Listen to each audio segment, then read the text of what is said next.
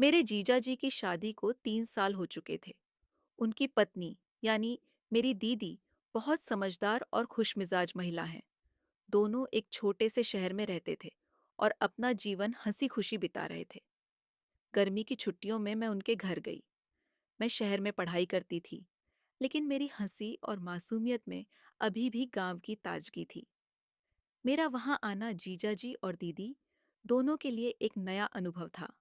मेरी चंचलता और खिलखिलाती बातें अक्सर जीजा जी को हंसने पर मजबूर कर देती। वे मुझे देखते और चुपचाप मुस्कुरा देते।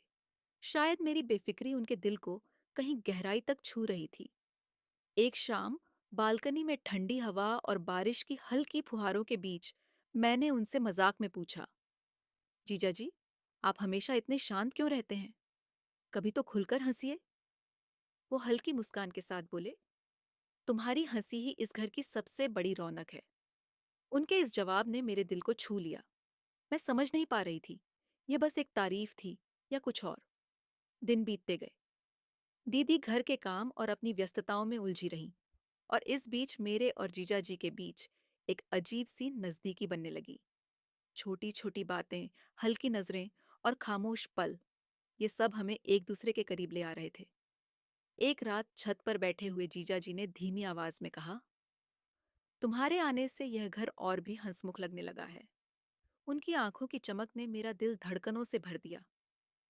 फिर एक दिन जब दीदी घर पर नहीं थी, हम दोनों अकेले बैठे थे।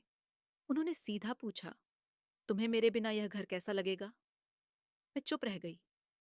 मेरे दिल में अनकहे सवाल और भावनाओं का तूफान था। हमारी नजरें मिलीं और उसी खामोशी ने सब कुछ कह दिया। लेकिन खामोश मोहब्बत हमेशा छुपी नहीं रह सकती। धीरे धीरे दीदी को भी हमारे बदले हुए व्यवहार का एहसास होने लगा।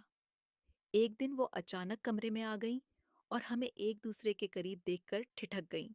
उनकी आंखों में हैरानी और दर्द साफ झलक रहा था।